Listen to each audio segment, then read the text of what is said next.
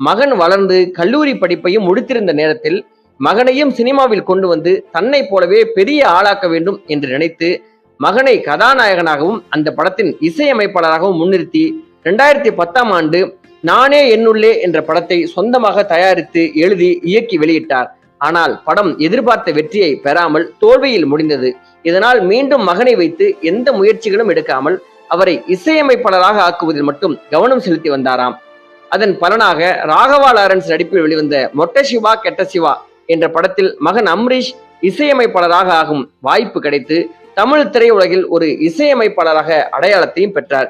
பிறகு தொடர்ந்து பாஸ்கர் ஒரு ராஸ்கல், சார்லி சாப்ளின் 2 போன்ற தமிழ் திரைப்படங்களுக்கும் சில தெலுங்கு படங்களுக்கும் இசையமைத்து புகழ்பெற்று ஜெயசித்ராவின் மகனா இவர் என்று பலரும் ஆச்சரியப்படும்படியாக வளர்ந்து வர ஆரம்பித்த நேரத்திலேயே மகனுக்கு பிரம்மாண்டமாக 2016ஆம் ஆண்டு திரையுலக நட்சத்திரங்கள் அனைவரையும் வரவழைத்து